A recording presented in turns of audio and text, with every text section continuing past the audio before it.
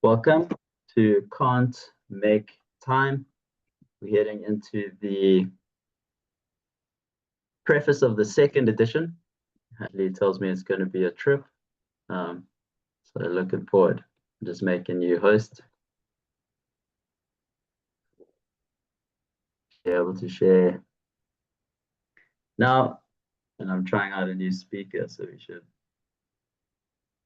remember.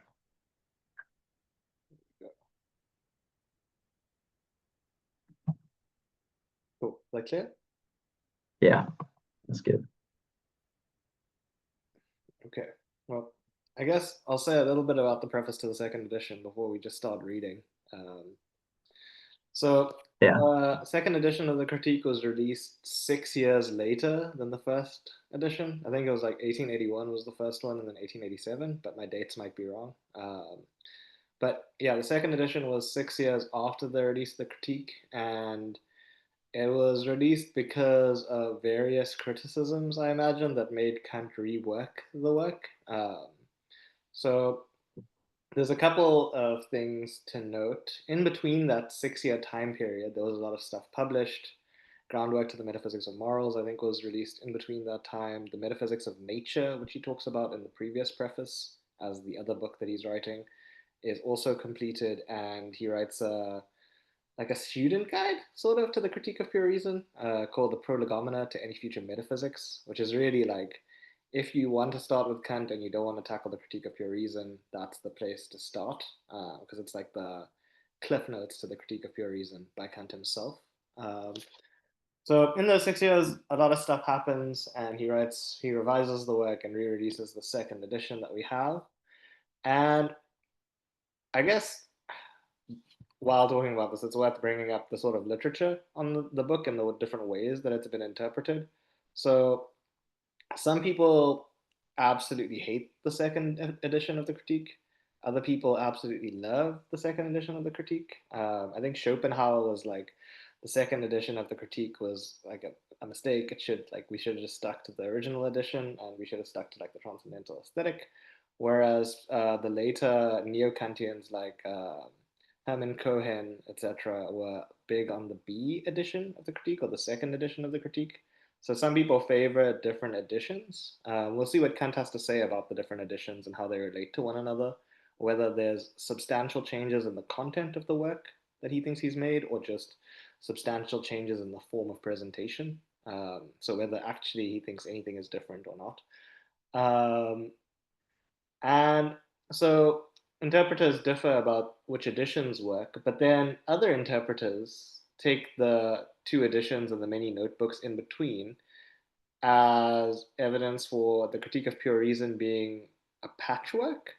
So some sort of garbled together, non-unified text that's just like some arguments Kant had that he kind of wanted to publish, some thoughts that are not really fully worked out, and we need to interpret each part separately. So like we read the aesthetic differently from the analytic, and we skip over some stuff. The dialectic usually is not done a lot of justice nowadays, which is a shame. From what I've seen, I might be unaware of other stuff floating around there, but people usually interpret Kant in a specific way, and that is sort of doctrinally, as in what he's doing is putting forward a set of assertions that are to be taken as sort of face value assertions that are intuitive, and then we can philosophize from that.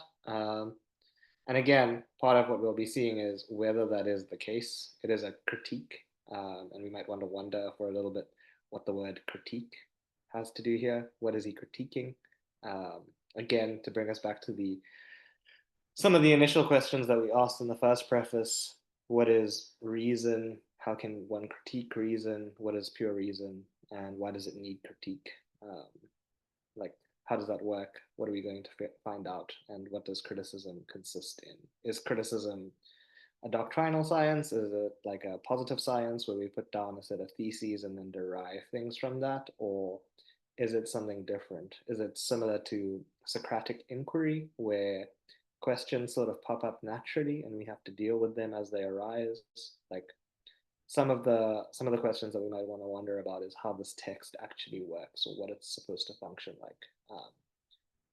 So yeah, the preface to the second edition, as I was telling Dan, he's in for a trip, and part of the reason why he's in for a trip is because the mode of presentation changes quite substantially. In the first edition, the first few pages were about the skeptics, the dogmatists, and the indifferentists that held the different metaphysical positions throughout the history of philosophy and their approach to reading of the character of being and doing metaphysics. The second edition is quite well. The second edition begins with science, whatever science means. I will suggest that it is somewhat similar to our time or to our usage of the term science now, in that it does refer to things like physics and maybe mathematics. It's not as broad as our ordinary usage of the term. It won't include things like biology, the science of life, which we might want to question. Um, and it may include other things as science that we ordinarily wouldn't think are scientific, like logic. Um, Logic is a philosophical study, so it's usually not characterized under science because what we mean by science nowadays is usually something like empirical sciences. And we'll see that that also has sort of puts a monkey wrench in things because Kant is going to include things that we think about as empirical sciences under his banner of science, which turns out to be a sort of exemplar for what he's doing in the critique. But if we recall, the critique is trying to find out knowledge independent of experience. So if science is empirical science, then it shouldn't be part of the critique. So somehow science, even things like physics, in order to fit within the framework or in order to be part of the sort of functional landscape of thinking about the critique, it would have to contain principles that are underivable from experience. So empirical science would have a pure or philosophical part to it, a philosophy of nature, so to speak, rather than a philosophy of science, as we call it nowadays. Yeah.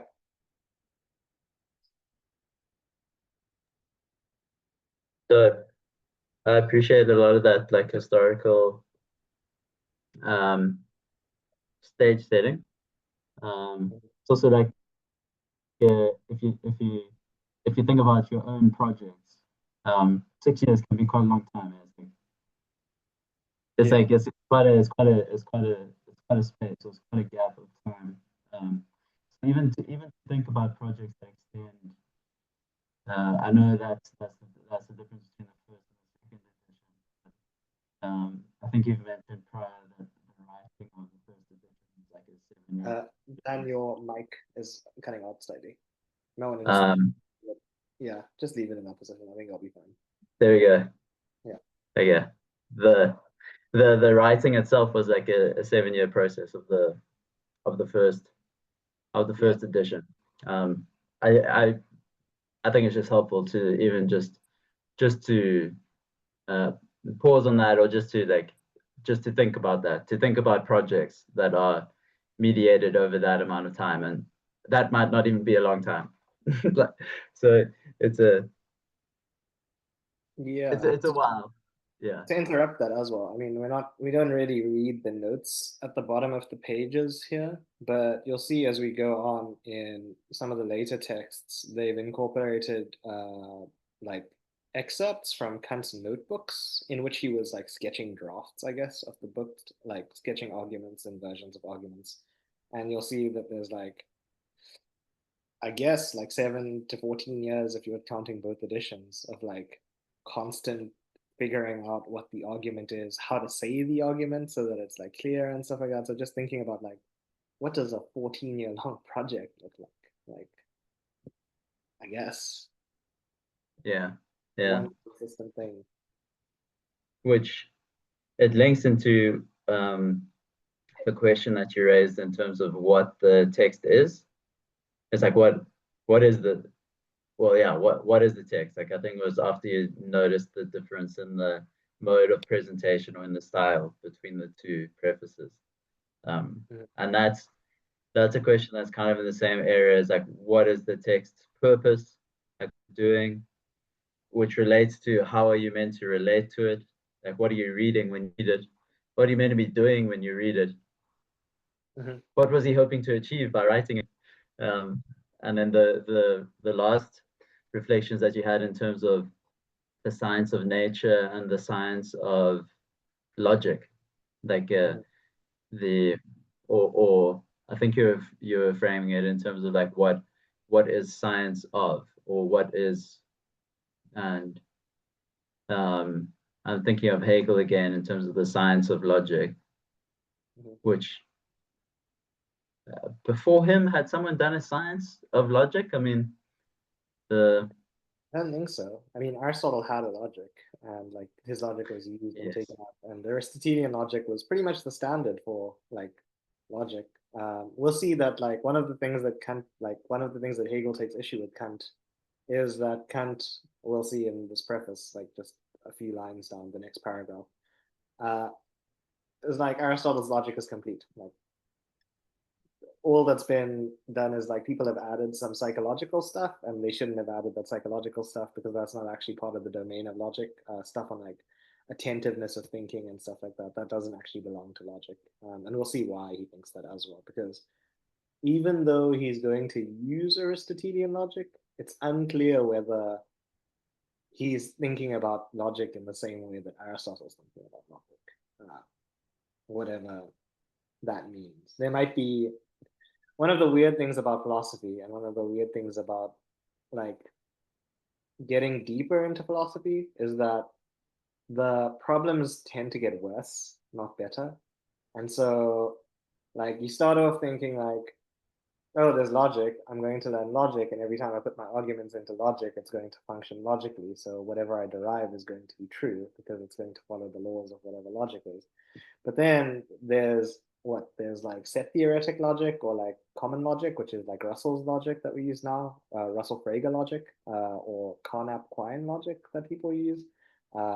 There's like Tarski's logic and Kant's logic and Hegel's dialectical logic.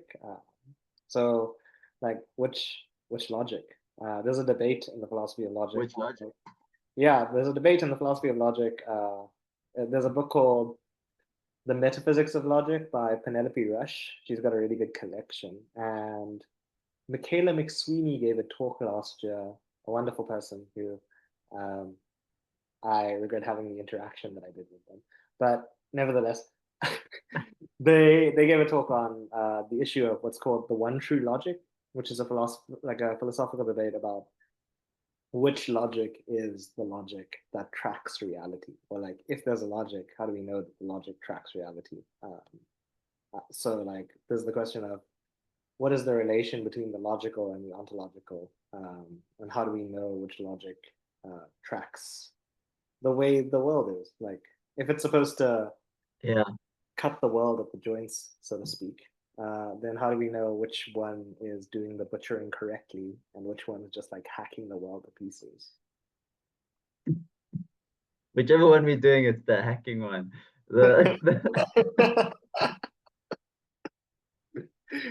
Yeah. this this is such a precious and difficult part of philosophy, I think. To even think what a logic is. Like my mind was going to the kind of formulations like an axiomatic space, like a set of rules that defines a space in which different things move. And then the logic is like the ways in which parts of that space relate to one another. And there's a basic container or limit of the space.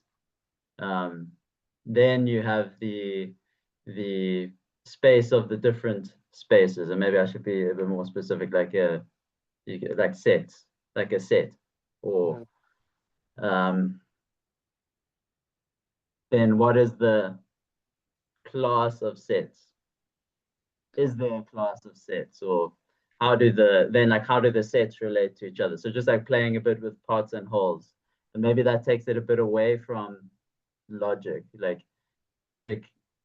there's something about logic that also implies a kind of movement. And thinking about it now, it's got this like ambiguity between being lawful, and being lawful implies something unchanging, but then at the same time, it's something that is an operation, or it is a movement. Like the logic itself is a movement between things, or like from one state to another, or like the the movement is the relatedness to between two different things. So it's like a lawfulness of relatedness, or lawfulness of change, like a lawfulness of one into the other, is where, like, that's off the bat. That's how I guess it's like riffing on what a, a logic a logic might be. And then this is part of the value of the, like, the historical study of philosophy, is that the very questions that we ask of logic are likely implied by the basic worldview operating from. So it's like, if mind is something that relates to material and like slices it up, then logic is maybe then the means of slicing up the material that the mind applies. But then if the mind and material are differently related, um, or maybe one is like collapsed into the other, then what does that say about logic as relates to mind, and as that relates to world? It seems Thomas has jumped on. Yeah. So just there's a whole can of worms there. Hi, Thomas. We're talking about logic at the moment, or logics, what logic is. But we'll get there in a second. We haven't started reading Kant as yet. So Okay. you haven't missed anything, but you've also missed everything. Everything. Uh, Can you hear me, by the way? yeah, perfect. Yeah, You can't see me though, right? I can see you. can't see you.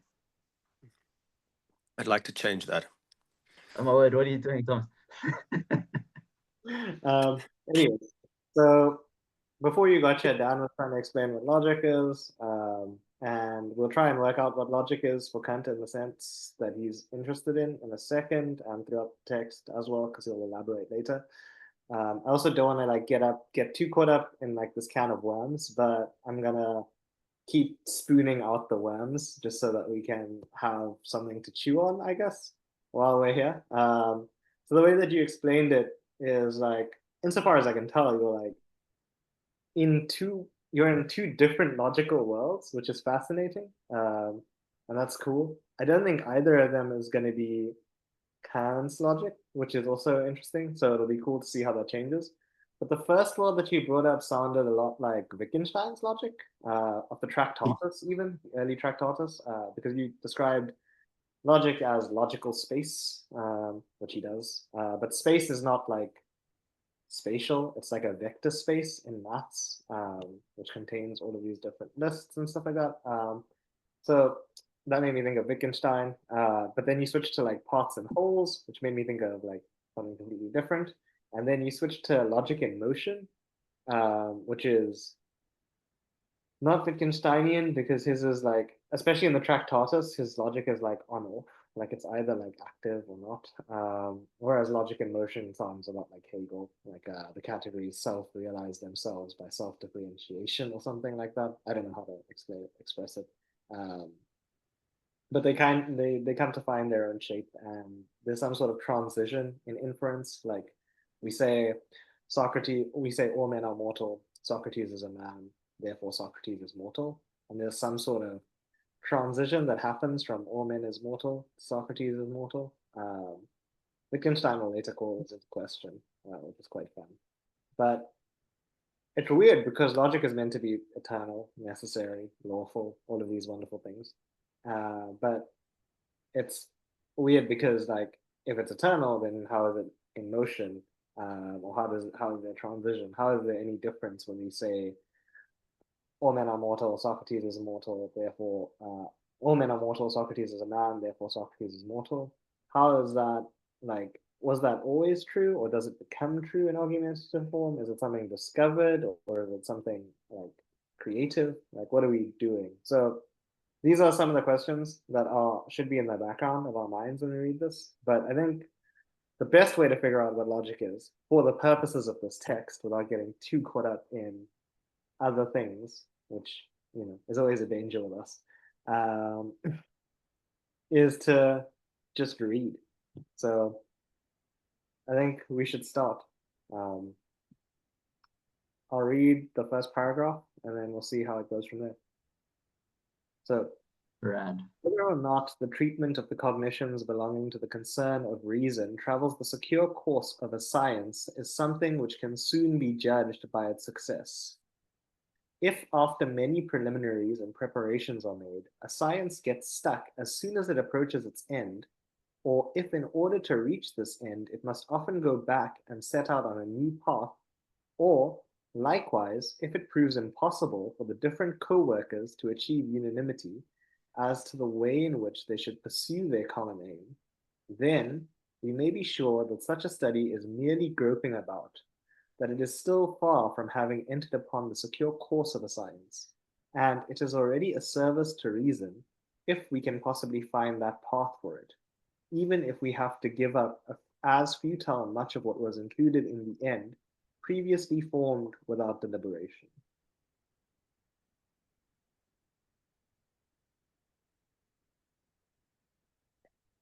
Any thoughts? How how do you measure the success of a science? I mean, I guess he's going to start talking about that. Yeah. How would you measure it? Would you get your ruler out, check the lines? Sorry, terrible joke. But it's a good question. Like, how do we measure science, the success of a science nowadays? What's the measure? Profit. Newton, Newton gets us to the moon. You're gonna get us cancelled. It's probably not entirely false. Well, I guess so. Maybe profit. Profit might be one thing. I'm not sure that that's like the most valuable way to put it, because even if profit were the thing, then like the inventions and the tests have to do some work in order to make workable or convincingly Not workable. necessarily. Yeah. They just Okay. they just repackaged oh my god! You'd swear English was my second language. Thalidomide, as a cancer drug. I don't know if you know what thalidomide is, but anyway, it's not that important. It's just that if you can make money out of it, it will be repackaged as the science. Yeah, I'm sure that's partially true. I want to say that it's not a great account of science. Like, I, I'm sure an economic account of science is wonderful, and like, there's probably truth to it. But like, planes have to fly, and like, you know, these things have to work to some degree, I imagine. There's Yeah. there's laws at work, and I would hate. One of the reasons that I don't like the economic critique of science in this way is that like scientists are writing theses and doing work and doing research, and then philosophy people are just like, no, it's just money. Like, and we wonder why the scientists don't listen. Well, the scientists that were working on Thomas's mouth, I think the dentists, Thomas would have a clear indication of their success. I mean, so like the standard thing would be like explanatory power and predictive capacity are kind of like the measurements that we use today. There we go. Truth and understanding would be the more old ones. Eh? Sorry, Hadley? What were you saying, Thomas? Truth and understanding would be other older criteria. Good. So we've got two conflicting criteria, which is good. Just keep them on your hands. We've got explanatory power, and what did you say the other one was, Dan? Predictive. Predictive power, and then Thomas said And truth and understanding. So we'll see which one that is. And then Thomas asked a good question, which was like, how do you measure the success of a science? And we can frame it either in predictive power, right? Can the science predict facts? Do the hypotheses track facts that can be verified? Is there a predictive payoff when we posit a hypothesis? Or does it contribute to our understanding? Does the scientific hypothesis explain something that is true about the world? We'll see which paradigm Kant is operating in. Success would have two different meanings depending on which one he's operating in. I would say that success as predictive power would be like success small s in the weaker sense. And success as understanding and truth would be like big S success, if we want to make the distinction. And I say that because I would imagine that if we understand a phenomenon and it's true, that predictions that are made on its basis will be explained. But I don't know if that's correct. So it's worthwhile to think about. I think Kant is probably interested in the truth and understanding, the sort of older paradigm. But we'll see, because what's interesting about this, I think, and why it's an interesting question, is because it raises the question for us now, here and now, today, 2025. What is science? And what is a successful science? What does a successful science look like? We'll see what time Kant was writing this in and what he thinks a successful science is. But like, what does it mean for science to be successful? Does it mean to make a profit? Does it mean to have predictive power? Does it mean to contribute to our understanding? What is the function of science, so to speak? Yeah, and then also, what science is he speaking about in this? Is the question. The queen of sciences, the queen of the sciences. Yeah, why is he speaking about the queen of the sciences, and what is the queen of the sciences? Queen of the sciences is metaphysics or pure reason, and because because reason must decide for itself whether metaphysics is possible. Yeah. What's going on in the like second sentence there? If after many preliminaries and preparations are made, a science gets stuck as soon as it approaches its end, or in order to reach this end, it must often go back and set out on a new path. Or likewise, if it proves impossible for the different co-workers to achieve unanimity as to the way in which they pursue their common aim, then we may be sure that such a study is merely groping about, that it is still far from having entered upon the secure course of the science. Yeah.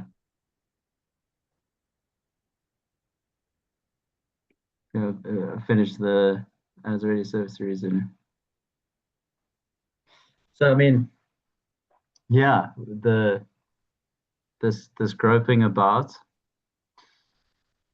If after all this preparation and preliminaries, I assume this would be like this seeking a beginning, seeking a foundation, seeking something to start from. And the preliminaries is kind of like establishing what the inquiry is not, what it is. So one thing we get from the last preface was that like it's it's pure reason that we're after. So reason devoid of experience or the contents of experience. That was one just kind of rough distinction. So if after all the preliminaries and preparations are made, the science gets stuck as soon as it approaches its end. Or if order to reach its end. Okay, well, part of the preliminaries then is also like the positing of an end. That seems to me like quite a complete science already if you have a beginning and an end. So if it, in order to reach its end, it must go back and set out on a new path, or likewise, if it proves impossible for the different co-workers to achieve unanimity as to the way in which they should pursue their common aim. Who are the co-workers? Metaphysicians, I would have guessed. Yeah, but we've gotten more detailed than just metaphysicians in the previous preface. You're right, but we can say more now. Not the I don't think indifferentists, not the skeptics, not the dogmatists. Why wouldn't they be metaphysicians? Aren't they all trying to speak about being? The dogmatist says, yeah, being is, and we can read off its character. The skeptic says, yeah, we don't really know anything about being, or like, we can't know anything about the world as it is in itself. And then the indifferents, they're just like, they just shrug. And that, the shrug is itself like a sign of a claim about the world. Like, doesn't make sense Yeah. whether you know it or not. They're all metaphysical positions, aren't they? And Yes, yes. they're all not metaphysical positions because they haven't properly achieved what metaphysics is trying to achieve. They can't even agree. What's the problem with doing metaphysics? We've talked about this for like however many weeks the series has been on. But like this is the different logics all over again. What is metaphysics? You read some Plato, you read some Aristotle, or you read Aristotle's metaphysics, and it's not the critique of pure reason. And then you read the science of logic, and that's not the critique of pure reason. You read Heidegger's What is Metaphysics? And it tells you metaphysics is not the same as every other thing that's been called metaphysics. Like where's the through line? What on earth are we doing? Yeah.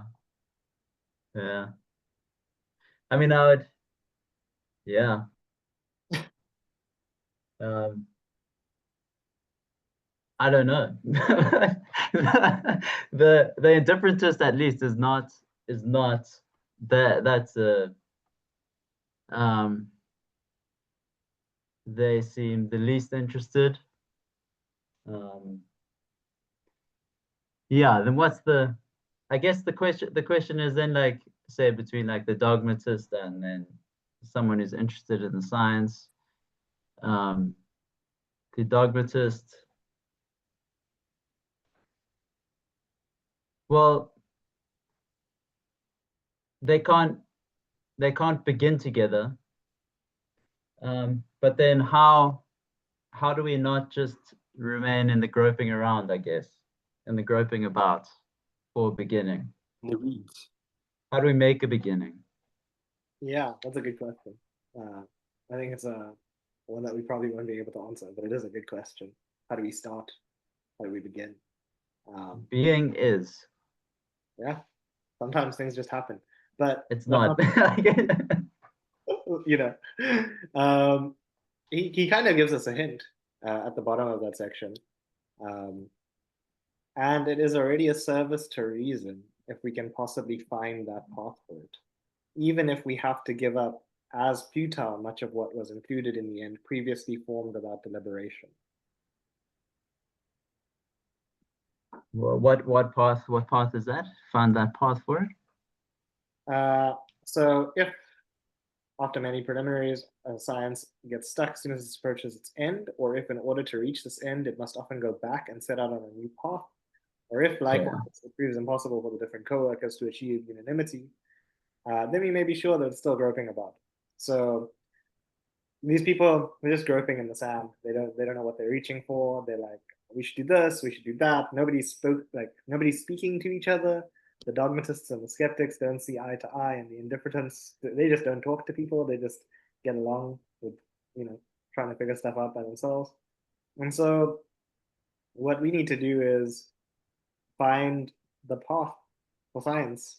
We need to maybe determine the end somehow. Secure. And we need to give up some of the things that people thought were the end. We need to like negotiate somehow and figure out what Yeah. science ought to be after some deliberation, after thinking about what science ought to be and whether metaphysics is a science. Then we can set out on this new path. But it's important to keep in mind the question: is metaphysics a science? Should metaphysics be a science? What kind of science should metaphysics be? Right? Yeah. These are all open questions, and I think we should keep it in the back of our minds while we read. But what I wanted to really bring out is that the first paragraph packs in basically the whole of the preface from the whole. with that co-workers stuff, it's already got the dogmatists, the indifferentists, and the skeptics in just a single line, which he's already talked about. So the way that I read it, at least, and it's not the way that everybody reads it, is that the B edition is continuous with the A edition, and that like a lot of the stuff is packed in, or he already takes you to be familiar with the work that he's done. Yeah. And part of the reason why I'm trying to bring this out as well is because I'm not sure the patchwork theory works very well, because it seems like he's doing very much of the same stuff. He's just moving on to try and make it clearer for us. So let's try and move on, because sometimes things get clearer as we go ahead. Yeah. So we'll see what science is a bit more. Let's think Yeah. about So, this next paragraph. So that from earliest times logic has traveled the secure course can be seen from the fact that since the time of Aristotle, it has not had to go a single step backwards, unless we count the abolition of a few dispensable subtleties and a more distinct determination of its presentation, which improvements belong more to the elegance than the security of that science. What is further remarkable about logic is that until now, it has also been unable to take a single step forward, and therefore seems to all appearance to be finished and complete. For if some moderns have thought to enlarge it by interpolating psychological chapters about our different cognitive powers, about imagination, wit, or metaphysical chapters about the origin of cognition, or the different kinds of certainty in accordance with the diversity of our objects, about idealism, skepticism, etc., or anthropological chapters about our prejudice, then this proceeds only from their ignorance of the peculiar nature of this science. It is not an improvement, but a deformation of the sciences when their boundaries are allowed to run over into one another. The boundaries of logic, however, are determined quite precisely by the fact that logic is the science that exhaustively presents and strictly proves nothing but the formal rules of all thinking, whether this thinking be empirical or a priori, whatever origin it may have, and whatever contingent or natural obstacles it may meet with in our minds.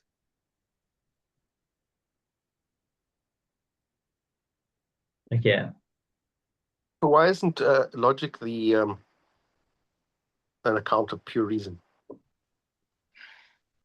a good question. And in fact, I mean, wouldn't you use logic in the account of pure reason? So if it is impure, then it would, the objects of pure reason would be thought through using an impure science.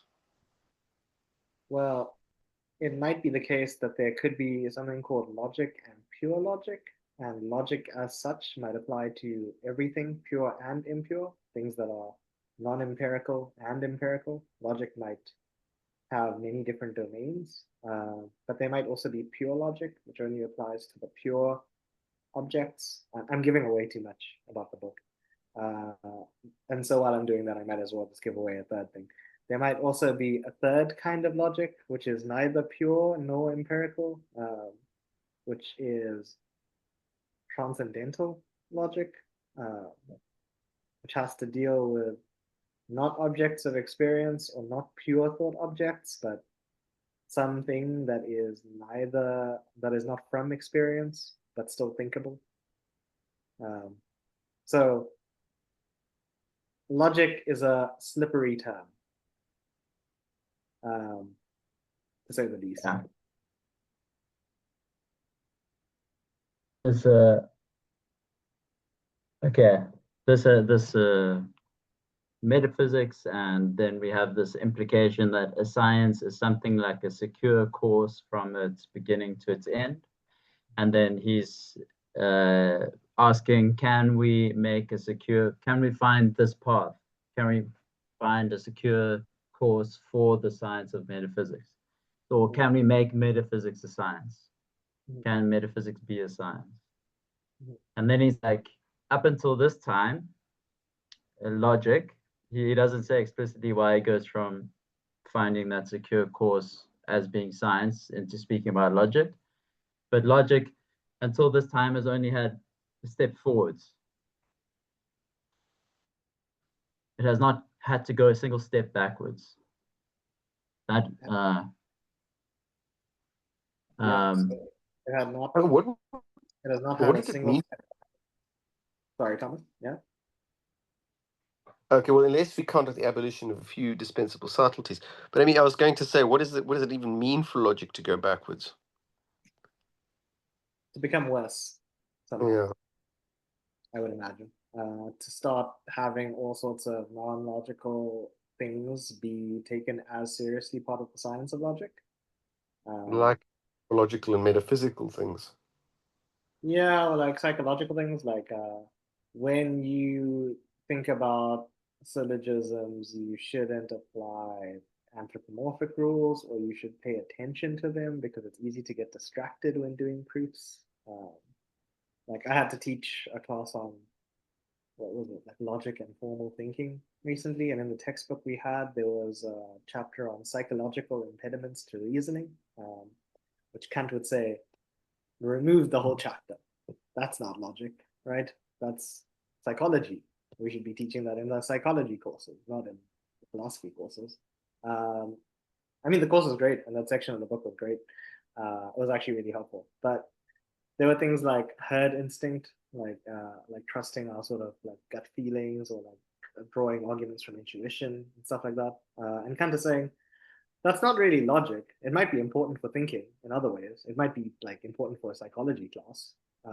And psychology classes are important as well. It's just not part of the domain of science. And as one can see, he thinks that it's important not to let the boundaries of sciences bleed into each other. Right? It is not an improvement, but a defamation of the sciences when their boundaries are allowed to run over into them. The boundaries of logic, however, are determined quite precisely by the fact that logic is the science that exhaustively presents and strictly proves nothing but the formal rules of all thinking. So we've got a definition, like this is our first definition of logic. It is the science that exhaustively presents, so it's complete, and strictly proves nothing but the formal rules of all thinking. Logic is just, it's the rules of thought, man. Wouldn't logic be about? Sorry, Thomas? I was going to say logic would be about proofs themselves, the structure of proof. Well, An maybe, but the proof is made out of like a series of steps, right? The proof is an inference, and the inference. This is going to be very Kantian, and I'm also giving away too much. So let's think about it like this: there's an inference, right? All men are mortal. Socrates is a man. Socrates is mortal. There's our inference, right? There's a assertion, a so there's an assertion, there's a middle term that binds the assertion to the conclusion, and there's a second assertion that allows us to derive the conclusion from the first, right? Okay. Those are three assertions. And did those assertions follow rules of logic themselves, or does the inference as a whole only follow logical rules? So let me try and put that another way. Here's a logical rule. It's called the principle of non-contradiction. Um, and we'll think about that a little bit more. But roughly, the law is a thing cannot be both itself and something else at the same time, or a thing cannot be the same as itself and different from itself in the same time, in the same place, and so on and so forth. You know, all the rubbish. And so we say, all men are mortal. And my question is that statement logical? I don't know. I think Yes. what would make it illogical, Thomas? Oh, if it said, oh yeah, okay. See it now. Say it for the rest of us that are lagging behind here. If it said that men are both mortal and not mortal. Yeah, that's one of the things that would make it illogical. What if it's not man and not man is mortal? I mean, it doesn't matter. All it matters is that a sentence has to follow, or a proposition has to follow laws of logic. And so if the sentences are the building blocks of an argument, and the sentences or the propositions or the judgments, I should say in Kant's words, because these are different objects. If judgments are acts of thought, and judgments follow laws of thinking, then logic is the rule of all thinking inference included because inferences are composed of judgments. It might turn out even that, and I can't make any promises here, that even the most atomic parts of an inference, the most fundamental building blocks, also follow logical laws. So it might turn out that concepts are something different than propositions, and concepts themselves also might follow things like the principle of non-contradiction. So, for example, man picks out a group of objects, and it does not pick out another group of objects. Sometimes, depending on who you ask.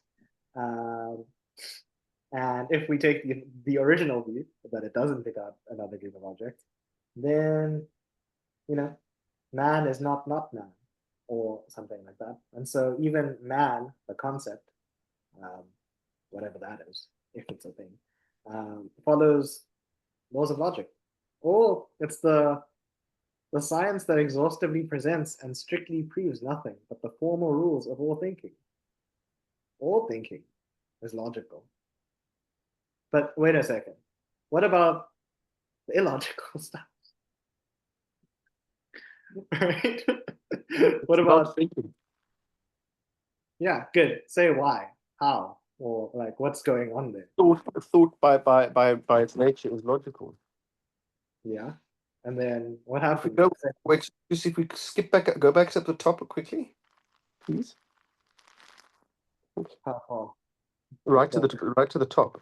Yeah. Whether or not the treatment of the cognitions belonging to the concern of reason travels to pure science is something which I think there cognitions. There has to be at least a class of cognitions that are or a way for us to discern when cognitions go awry. Sure. We'll keep it in the back of our mind. It's a good question, right? If logic seems to be the science that presents and strictly proves nothing but the formal laws of all thinking. But it seems like there's some sorts of thinking. I'm trying to raise a counter argument here that you might consider. And we don't have to entertain it for too long and think about it for too long, but it's worthwhile. Some cultures across the globe have thoughts that are allegedly non-logical. I'm imagining koans, which you might be more familiar with, Dan. Like, what is it? What does the shape of your father's face look like before you were born, or something like that? I can't remember the koan. But yeah, some of them don't follow the principle of non-contradiction because you can't know things before you're born, or like all of these weird things. And so we might want to think, what on earth is going on there? Or like the liar paradox is another interesting case. What is a contradiction? Yeah, or I guess for Kant, what isn't it? It's everything and nothing.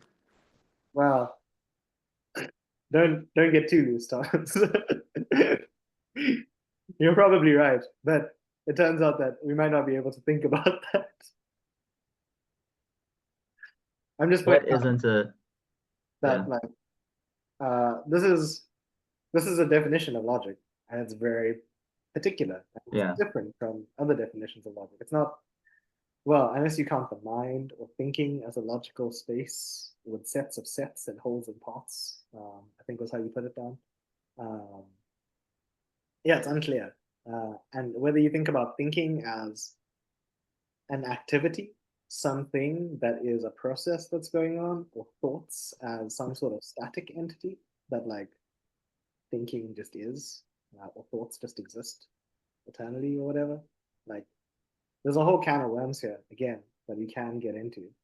But I want to circle back like a real business derby and quickly think a little bit more, now that we've got the definition of logic under our belt, about logic not going a single step backwards and not being able to take a single step forward. Yeah. In science.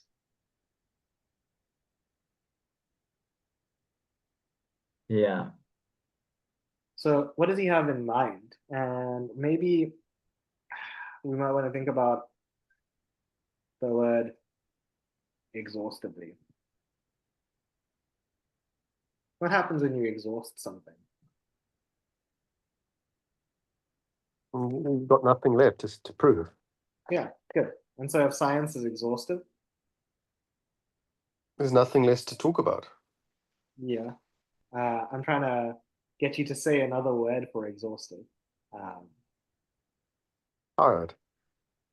Yeah, you're equivocated. That's the exhausting part. Complete.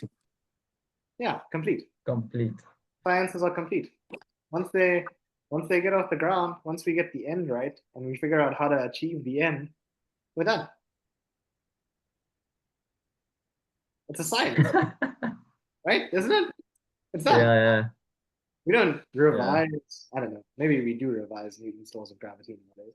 But there's the three formulas like that we get. We get inertia, um, and we get the formula of gravity, and we get like the other thing that I always forget.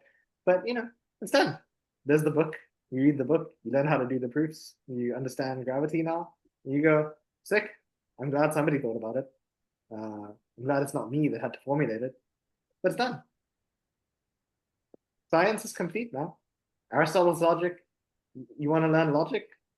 Pick up some The Aristotle. organon. Yeah, pick up the Organon or whatever and read that. There it is. Somebody has thought about it, figured it out, done. So, and then all that's left to do is commentate. Maybe. Or like remind people, repeat the stuff. Teach it.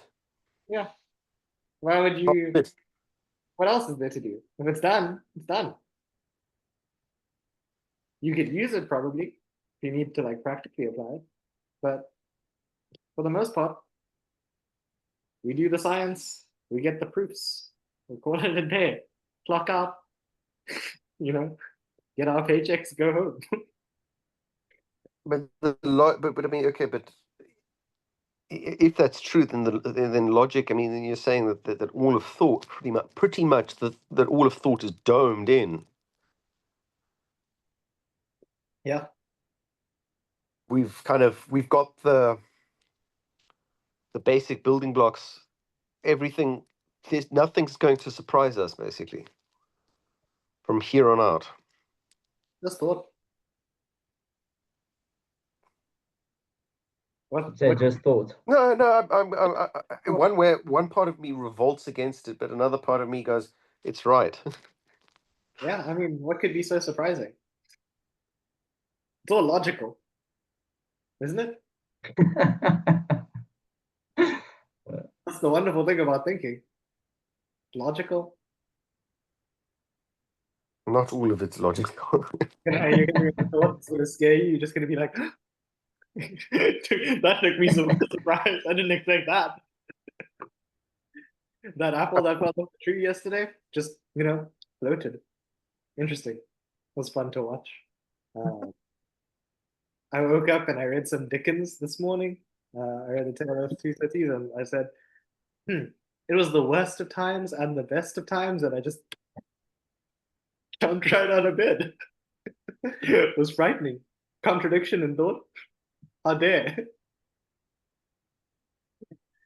Yeah, sorry. But yeah, to sort of hammer the point home, I think what makes it sound so surprising, I think what makes it sound so bizarre, to us at least, this is not the way we think about science. Science is not complete. Like, Yeah, we think of it as a debate. we've got stuff to do, right? Like the scientists are at work tomorrow at least. I mean, it's Sunday, so like people should be resting. But the committed ones at least are busy plowing through their proofs and thinking about the world and what it is and sorting the stuff out. I don't know what scientists do, but I know what philosophy of science people sometimes speak about. And recently, because I'm teaching this cog science course, I can speak about that briefly. One of the readings that I read, think by a guy called Churchland in the 1980s. One of his Paul Churchland, I think. Paul Church. Is it Paul Churchland? Yeah, probably. I don't know. One of his complaints about the theory of science behind what's called folk psychology, or the attribution of mental states to people, was that the theory hasn't evolved in many years. And a sign of a good scientific theory is that it evolves. It's got adaptability, it proves to have predictive success, and it changes as time goes by. At least this was popular in whatever time he was writing this. I think it was 1987 or something like that. But yeah, one of the signs of a good science is that like it gets revised, it changes, there are modifications made to it, it starts to make more sense. We discover new phenomena that cause us to revise our science, and as we get better instruments, we get better science, right?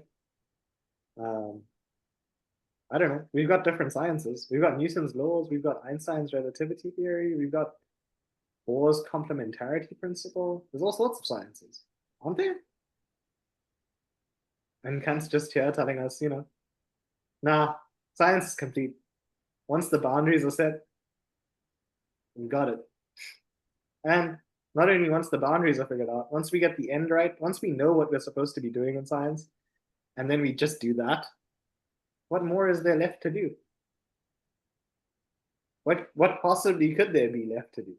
We figure out natural science is supposed to explain nature, and we explain nature, and then what? We start explaining thought too? Or, I don't know, we start explaining beautiful works of art if they're not parts of nature? There's boundaries. And one of the reasons that I was so averse to the economic critique of science earlier was, are we staying in our lane? Like, is it philosophy's job to do science? Or is it philosophy's job to think about what is the relation between philosophy and science? Like how far should we overstep? Because like I know some basics, but I'm not gonna argue with the best physicist of our times. I'll lose. I know my boundaries. You know your what? My boundaries. Boundaries. You could say limitations would be a boundaries, limitations. Yeah. Same. So what's all the other stuff that bleeds into logic? While we're trying to figure out what logic is. Well, it seems like it certainly seems he lists 4 things: psychological, metaphysical, and anthropological. Actually, sorry, 3 things. Forgive me. That's fine. I mean, wouldn't the modern contribution be linguistic? I mean, that could, I guess that could fall under anthropological, but Yeah. I mean, maybe mathematical, right? If Russell and like Frege, etc., people are working off of set theoretics, and logic becomes modeled off of mathematics. Is that mathematics getting mixed up in the domain of logic? Should logic be modeled on set theory? Is a question we might ask. Or should set theory be modeled off logic? Which way do we go around about it? Like, what's the priority? I don't want to spend too much time here. We'll skip over a little bit quicker. But what's important for now is that we know that logic is complete. Aristotle's logic, Aristotle did it, sorted, except for a few things in presentation, whatever those subtleties are. They might be an allusion to Kant's right. Yeah. Besides those, we're a-okay. We're sorted. We don't need to talk about metaphysics when we're doing logic. We don't need to talk about psychology when we're doing logic. And we don't need to talk about anthropology when we're doing logic. Has nothing to do with that. Logic, and let me put this oddly so that it makes the impact that I hope it does. Logic presents the pure rules of thinking, or logic presents all the rules of thinking. So any beings that could think aliens, gods, angels. I don't know. They're doing that logic stuff. It's unfortunate. They're not thinking in contradictions. Uh, they might be speaking in tongues sometimes or sending lightning bolts down, but not illogically. Anything that can think. I'm being silly here to press the point home. Thinks logically, because logic is the rules of all thinking. It's not specific to, it doesn't seem like, at least, whether Kant has clarified this, but it doesn't seem like it's the rules of all human thinking.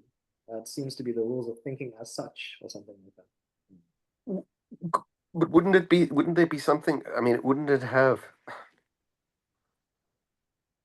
not just in its way that logic conditions the way in which we conduct our inquiries, say in psychology, metaphysics, and anthropology, or in mathematics, but wouldn't it be, it says something about our anthropology that we do logic or have logic.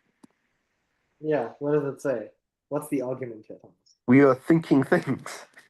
Yeah, we are thinking things. Logic presents the rules of all thinking. So thinking things use logic, right? Humans follow logical thinking because we're thinking things. How surprising. Our anthropology is logical because it's a feature of thought, right? It's a species of thinking, anthropological thinking, you might call it. I don't know. It's a study. We have to use words to write the theory or something like that. And if words are thoughts or if concepts are thoughts, then yeah, it shouldn't be so surprising that it turns out to be logical. Thinking.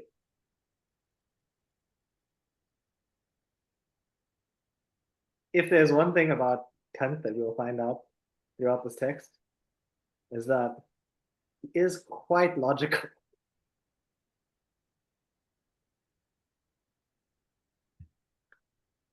That might be a disadvantage at times, but to each their own. Okay, so for the advantage that has made it so successful, logic has solely its own limitation to thank, since it is thereby justified in abstracting, is indeed obliged to abstract from all objects of cognition and all the distinctions between them. And in logic, therefore, the understanding has to do with nothing further than itself and its own form. How much more difficult naturally must it be for reason to enter upon the secure path of a science, if it does not have to do merely with itself, but has to deal with objects too. Hence logic as a propedeutic, Propedeutic. okay, thank you, constitutes only the outer courtyard, as it were, to the sciences. And when it comes to information, a logic may indeed be presupposed in judging about the latter, but its acquisition must be sought in the sciences properly and objectively so called. I mean, I've had this intuition. If I understand what he's saying, sorry, I'm jumping in. Yeah, Um, that it seems to me one of the biggest like holes in general education, particularly at universities level, that we don't do logic. Like we don't do it. I don't know. You didn't. We did very. We did a little bit with Larry. I don't know. Do you remember? Because when did we do logic? I think I did a little bit with Hume, and that's yeah. it. I mean, look, the wholesale saying that all universities don't do logic is like No, no. Okay. I was thinking of Rhodes particularly, but our specific university education, which I feel bad about begrudging because it's gotten me this far. yeah. I seem to have done fine. Hasn't done that much logic, and I'm at a place that we do logic with all the first years and stuff like that. And logic, I'll have to take a mandatory course in symbolic logic because I didn't take one at Rhodes. Some people think that that's a bad thing because symbolic logic might not be the one true logic, and in which case I might be wasting time. We'll think about maybe why that is in a second. Um, and though logic may have its uses, um, what's going on in this passage? Like, is logic? This might be one of the reasons to argue against teaching logic all the time, although I do think it's useful. Does logic have its limitations? Yeah, that's just the distinction I was wondering about most there, is that it has solely its own limitation, logic, and then it's opposed to reason, because reason is also concerned with objects, which makes reason harder. So then the kind of question or the wondering is like, what does logic not have its object, or its movement is like self-contained, or it gives to itself its own movement, or I mean, the definition that we just got was that it's uh, the it's not concerned with proofs per se, but with the form or the science that exhaustively presents and strictly proves nothing but the formal rules of all thinking. So it proves its own rules, but then what do we say of what those rules are? Or, I mean, can we do it without symbols? Like, that's my, Yeah, yeah. that's a good question. So, well, let me see if I can rephrase it. Let me see if I understand you. Does logic not have objects?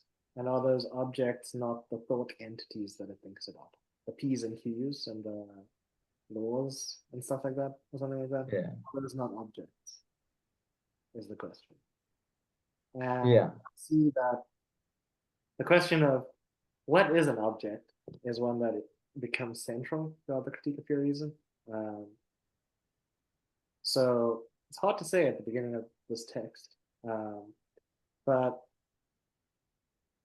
logic abstracts apparently, and we might want to think about what the term abstracts means. Sometimes it can mean aggregating, as it does in Locke, and other times it can mean taking away. I think Kant has taking away in mind here.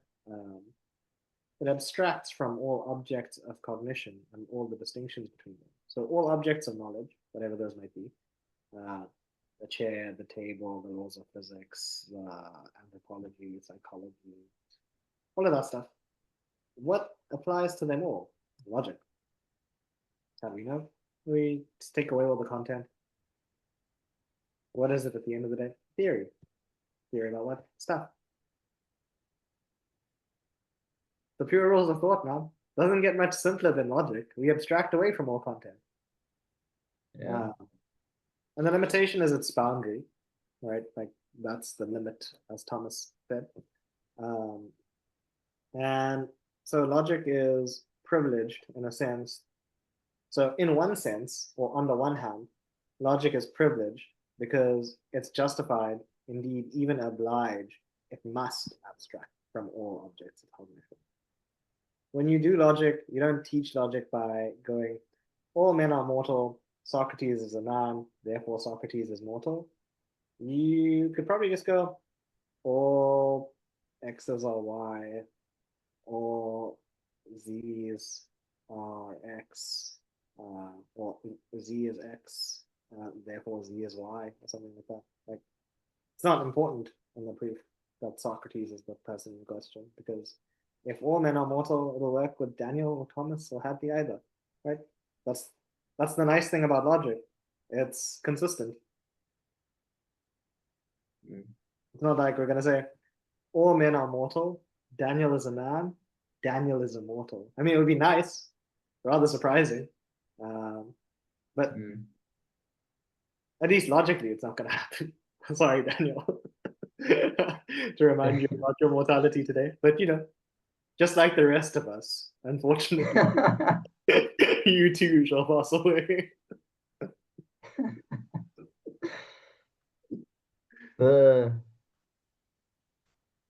This yeah, so the sense is we're gathering the sense from Kant that logic is like a meta language, or thought itself is like a meta language, like um Sorry, did you say meta language or mental language?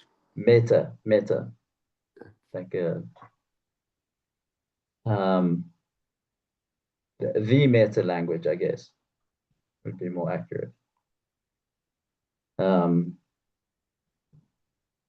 Even the structure of thought, or it is the language of thought, or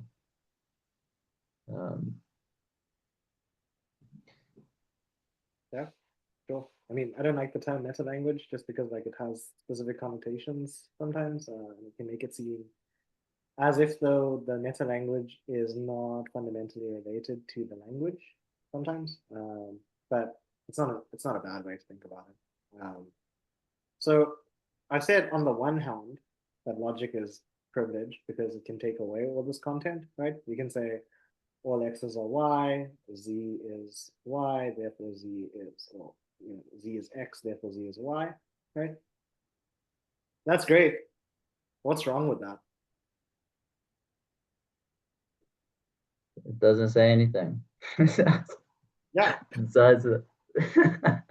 But yeah. It strictly proves nothing but the formal rules of all thinking.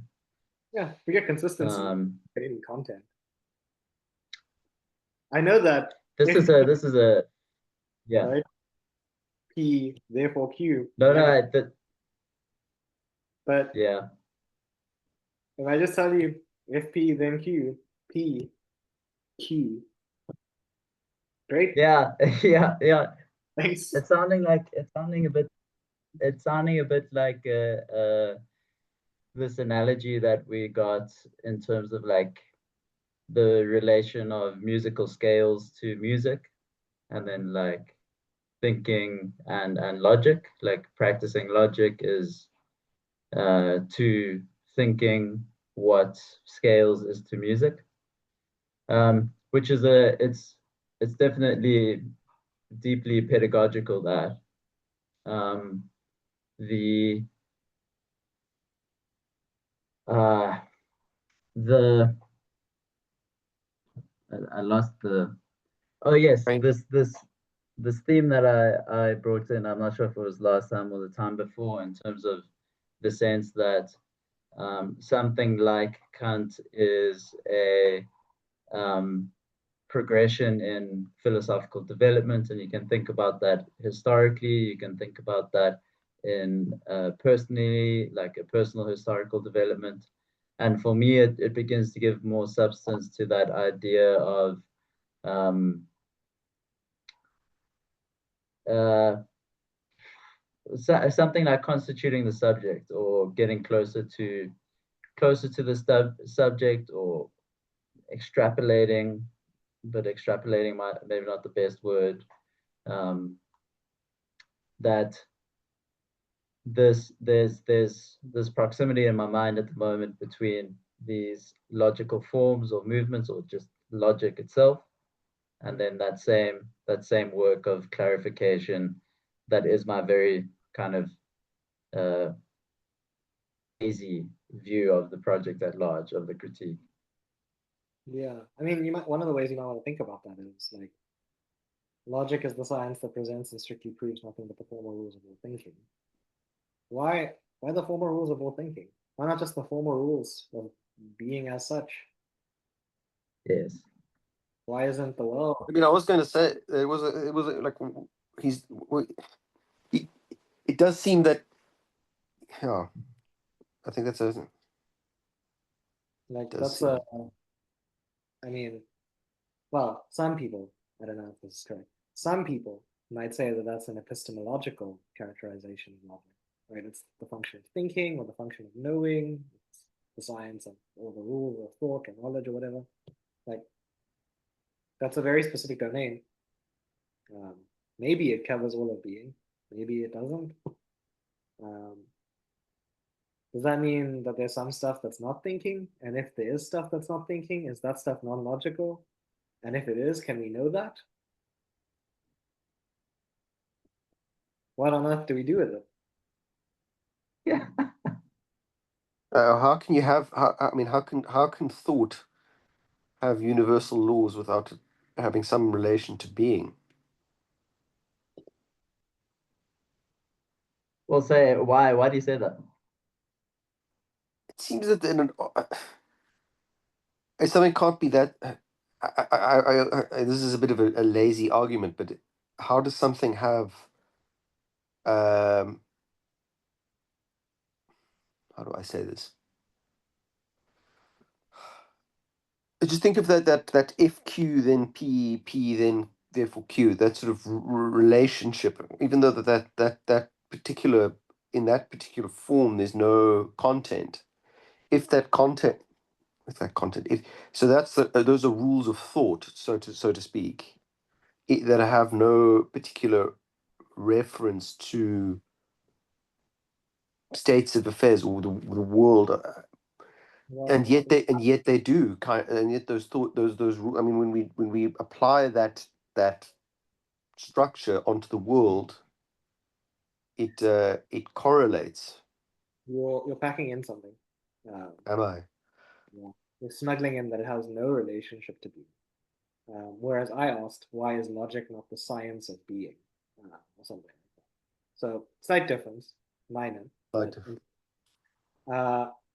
Logic as the science of thinking, all thinking, might have application to being. It might refer to being, or even a specific domain of being, and it might have a scope of universality that it can apply to. Like we might be able to apply it to stuff in the world, or the world as thinkable, the thinkable world, whatever we call that.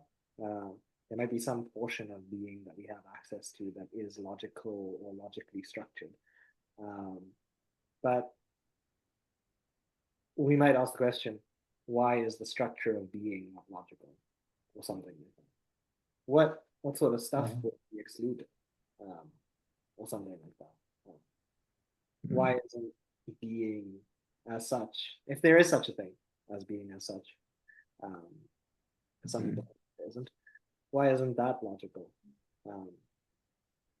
But let's not get too caught up here. Let's push ahead so that we can maybe get to what are these proper sciences. So logic has this benefit and this downside, right? The benefit being it's complete. We abstract from all objects. We know the domain, the limitation, and stuff like that. We don't have to think about it anymore. We know that if P, then Q, P, therefore Q, right? We know modus ponens will work whenever. And so we don't have to do anything more. We just have to learn the rules, right? We should teach it at universities and schools and whatnot. And it should actually be, if Kant is right, it should probably be one of the easiest classes. You just have to learn the rules. You don't even have to question stuff. You just, it's done. Just get it over with. So that's the positive of it. But then the negative part of it is that it doesn't have to do with objects, apparently. And we'll figure out what objects are. But we might have said something about that already, right? If P, then Q, P, therefore Q. Great. What's P? What's Q? Doesn't matter. Well, for our times it doesn't. And that's because there's like an odd Wittgensteinian principle going on here. That is very cool from the Tractatus. But it is true that logic is the form of all thinking. But what about if water then flames? Water therefore flames? I'm not following.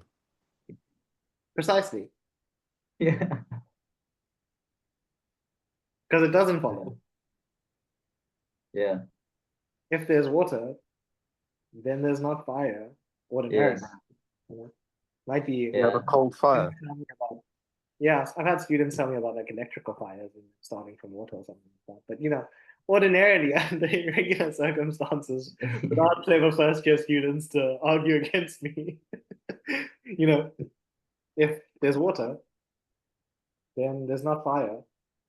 So are the variables just variables?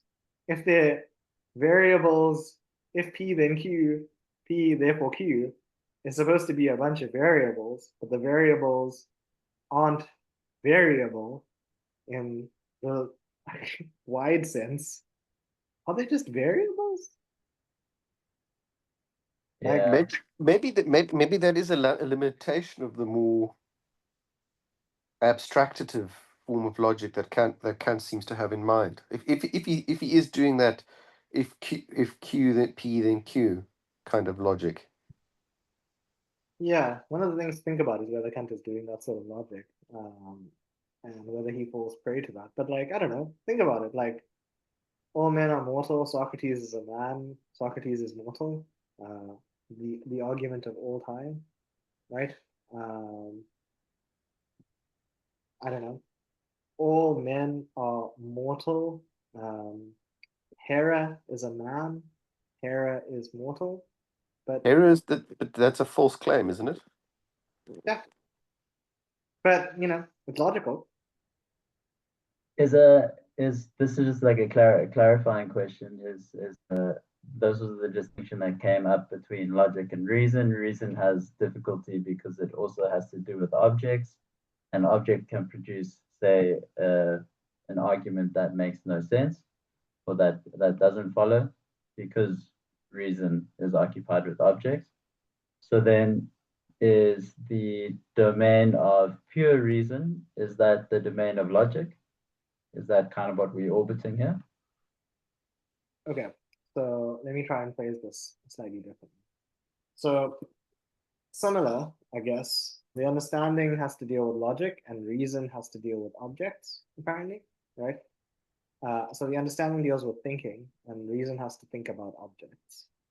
Yeah, And logic seems to work fine until we try to apply it to everything, right? It works yeah, fine when we're just thinking about the P's and Q's. It makes sense. It's logical, right?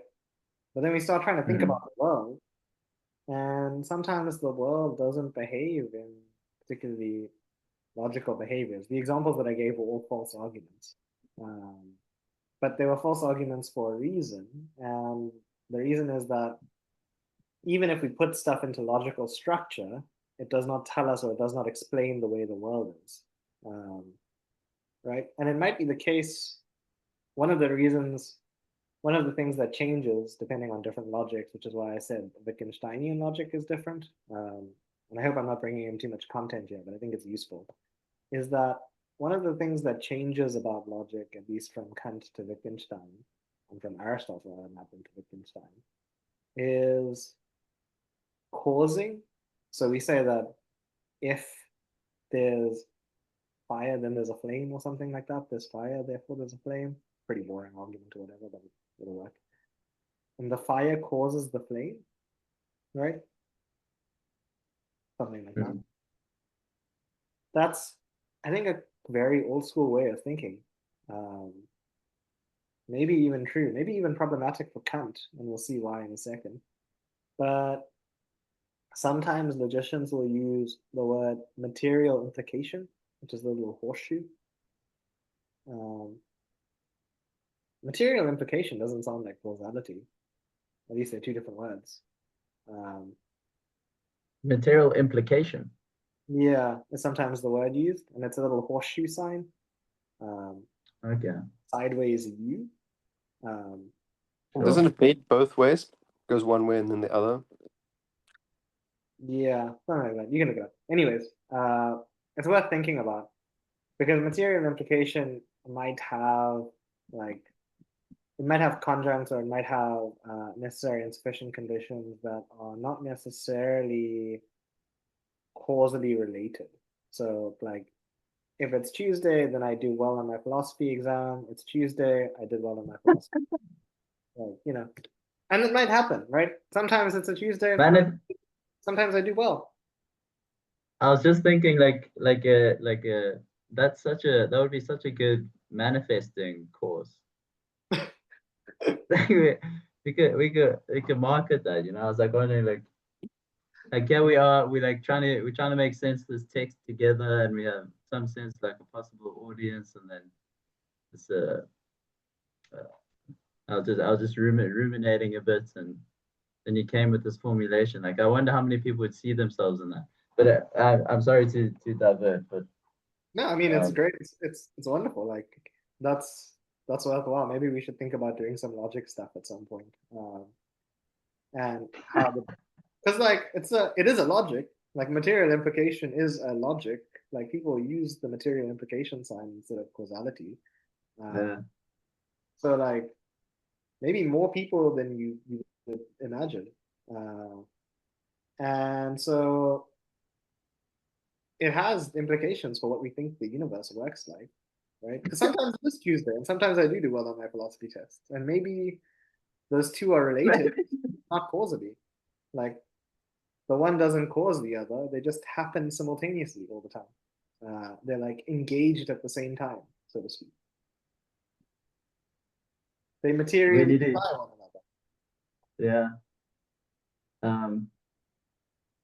On Tuesdays I get rich. Today's Tuesday. Yeah, That's probably more target market kind of stuff, you know. yeah, we can figure it out. Anyways, so that's the thing with logic. It has this like positive side and this negative side. And so the sort of argument that I was giving was more so like people hate it when I give false logical arguments because they don't know what to do with them. Because they're false. And they're intuitively like wrong, right? Bad. Yeah. Like but people just say no, that's not logical. But it is logical. It fits into the logical form. It's got all the consistency in the world. It's if P then QP therefore Q, It right? depends on how you think of form, wouldn't it be? I guess so. That But would be a bit of a if you think about it as shift verb to. structure, Hmm? like if you think about it as logical structure, like the Hmm. sentimental structure or the judgment structure or the propositional structure, Like the grammar of thought. yeah, like the relationship between subject and predicate is there, or the relationship between judgments is there, right? When I say all men are mortal, Hera is a man, Hera is mortal, grammatically it's fine. And Hera could be the name of a man. If there was a Hera out there that is a man, I'm sorry to tell you, if you're watching today, that you will die. But it's fine. If there's a Hera out there that's a woman, the argument's invalid or unsound. It's valid but unsound, unfortunately.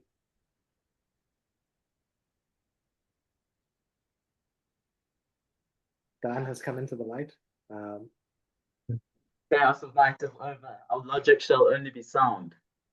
yeah, so like, I mean, we get validity without soundness, or we get consistency without correspondence, or something like that. I don't know. You can put it in whatever terms you want to.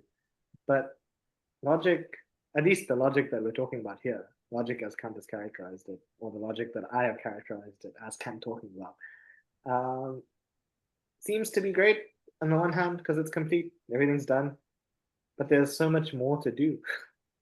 We have to find out what substitutes, we have to find out what works, and we'll hear more about reason in a second. But remember what he says, logic is only the outer courtyard to the sciences proper. So he switches from these are the sciences. Logic is science like, I would say, because it's complete and its boundaries are set in stone. It doesn't have to do anything more, nothing less. But it's not really a science, right? Um, he doesn't. He doesn't say. I don't think so. I'm just trying to track back to see whether he says that logic is a science. From the earliest time, logic has traveled. It's quite remarkable. Yeah, he doesn't. He doesn't. It doesn't look like he says that log. He says that logic is the science that exhaustively presents and strictly proves nothing but the formal rules of your thinking. And then later he says logic as propedeutic constitutes only the outer courtyard, as it were, to the sciences. Propedeutic. Doesn't matter, Thomas. In the sciences, properly and objectively so called. So there's a distinction between science proper or objective science and what someone might call non-objective science, whatever that means. If you want, like to use that term, even sounds wrong, but there's already like an implication built in there that thinking might not be objective on its own account, whatever. So let's read on, and then we'll call it a day soon, I think, because I think we've done quite a lot. Insofar as there is to be reason in these sciences, something in them must be cognized a priori. And this cognition can relate to its object in either of two ways: either merely determining the object and its concept, which must be given from elsewhere, or else making the object actual. The former is theoretical, the latter practical cognition of reason. In both the pure part, the part in which reason determines its object wholly a priori, must be expounded all by itself, however much or little it may contain, and that part that comes from other sources must not be mixed up with it, for it is bad economy to spend blindly whenever comes in without being able later, when the economy comes to a standstill, to distinguish the part of the revenue that can cover the expenses from the part that must be cut. Science is determined by economics. I knew Thomas would finally find a non-dry passage in Kant. Nice. Well, we actually made it quite non-dry by making our jokes earlier. You'll get used to it and enjoy reading Kant, I'm sure. By the end of this, it's my only goal is to prove is to convince you that Kant is a good writer. I don't have any other goals. The truth and the communication of the actual message of the text is irrelevant. I just want you to revel in the glory that is Kant's economy jokes.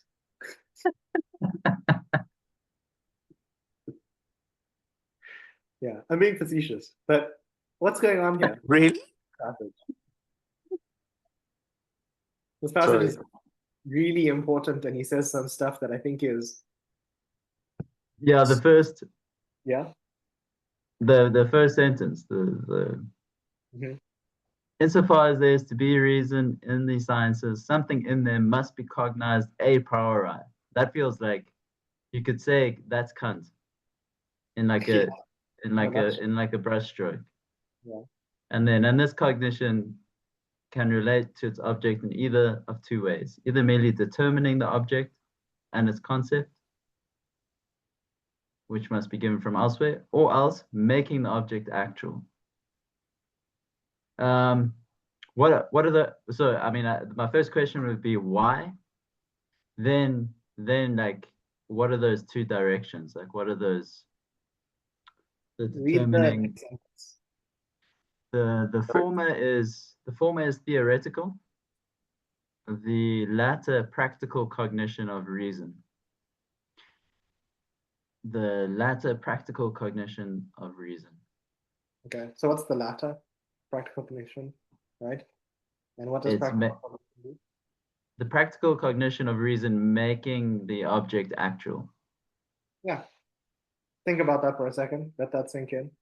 And then try and explain it back to us. Then try? Explain it back to us. I would have to go, so making the object actual, practical cognition of reason. Reasoning about reason makes reason actual. You are thinking about things too much. What I would like to say is, what I really like about this passage is how Kant says something really obvious, but it's so obvious that like it's difficult to say, I think, or it's like people would be scared to say it. So let's leave out all the pure stuff, and let's just imagine that he's talking generally. What's the difference between theory and practice? Theory is in your head. Well, maybe, whatever that means. Sometimes it's out there on the page. It's on my computer right now. But say more about the in your head. It doesn't ever. The more pure theory is, the more purely theoretical it is, the less you can do something practical with it. You can either make something or make money out of it. Yeah, I think you may be equivocating on practical here. But that's okay. You're getting closer. Like if we're playing hot and cold, you're getting hot, I think. So let me try and put this.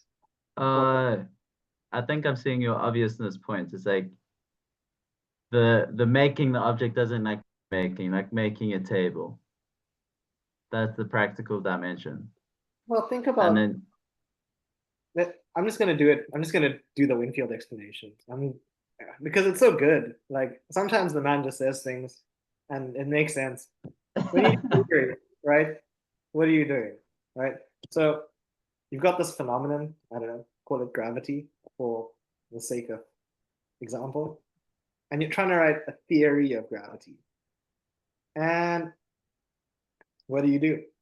You describe it, and hopefully your words match up to the thing, right? You don't want a theory of gravity that says when things fall, they go upwards.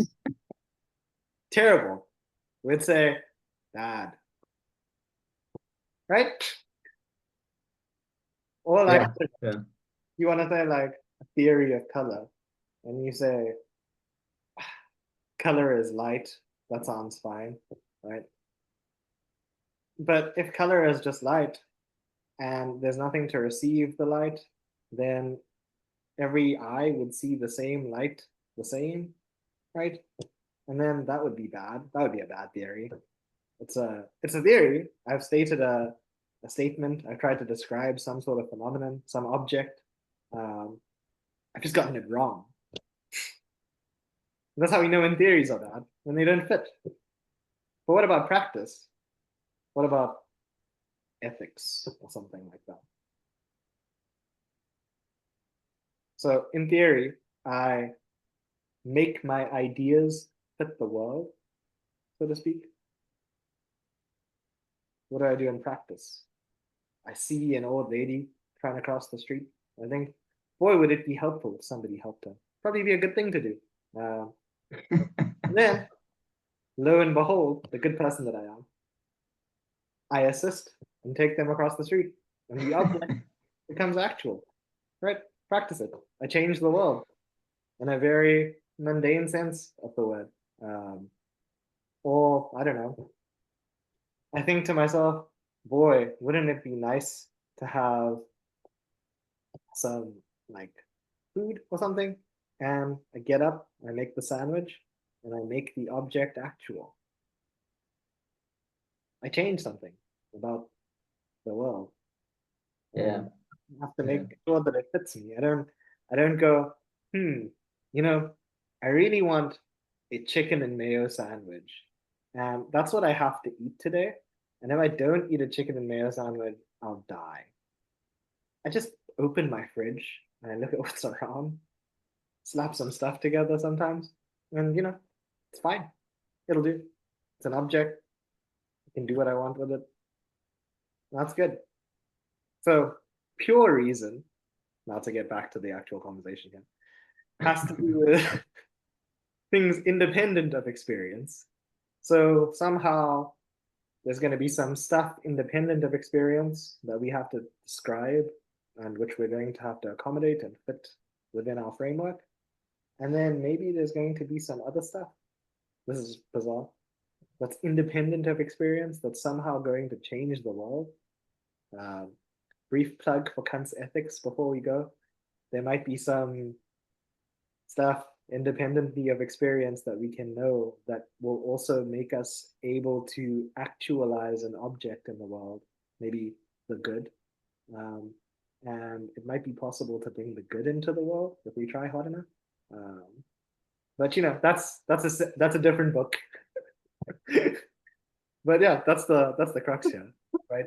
Like theory is a description of things, practice is a changing of things.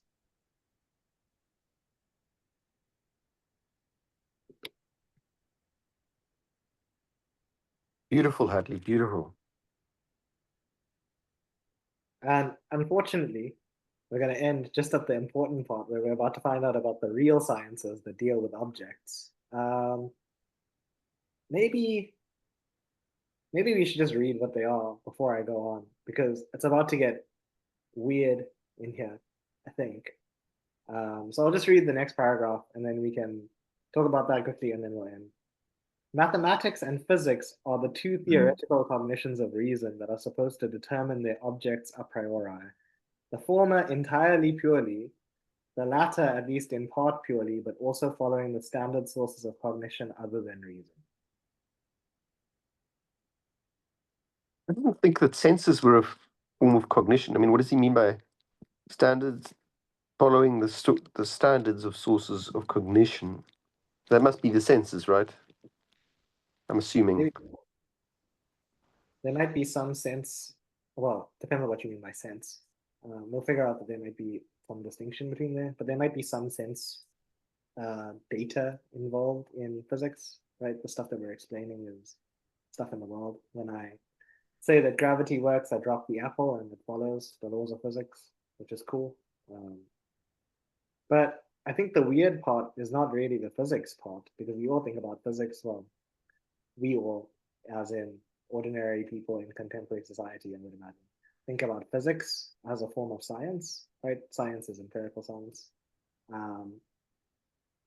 We think that mathematics is knowledge. I'm not sure we'd say mathematics is science. And I'm not even sure we'd say mathematics is science objectively speaking. And here's probably what we're going to end on. Because what on God's green earth is a triangle? I for sure haven't seen it. Oh, it's green earth. Yeah. You ever seen Yeah. Very droll, Hadley. Very droll. Well, I mean, think about it, right? I don't know. Like, you'll have, yeah, I've got a marker here and a poster that I can draw on. All right. So, triangle, right? There's one. It exists. It's in the world. But I bet you, if I were to get my protractor, the interior angles probably wouldn't add up to 180 degrees if I were to measure them actually. And I'm sure that all the proofs that I would want to do wouldn't work out really well if this was the only thing that I was thinking about. And to make matters worse, does the proof apply to just this triangle?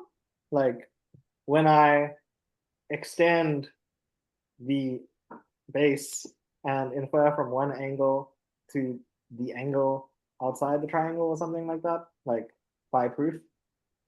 Am I talking about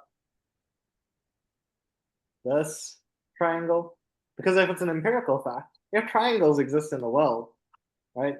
And I learn math by studying the triangles out there, or the squares out there. I go into nature and I see, I don't know, square. And I go, ah, the square, cool. And then I get an inductive proof, and later on in life, I learn that the interior angles of the square aren't always the same. Sometimes they are. Most of the times, 99.9% of squares. It's like the good bacteria ads that we get. Like, if you buy Dettol or Lysol, we will get rid of 99.9% of bacteria. And that's because bacteria is empirical. It does its things. It's, an experience, behavior changes. Sometimes they become resistant to certain chemicals, sometimes they don't. But triangles, squares, they're bizarre. What are they? Like, if you really stop and take like a second or two to just think about what on earth math is, it becomes really, really confusing, really, really quickly. Because again, they're always the same. They're kind of like the laws of logic, but they're not.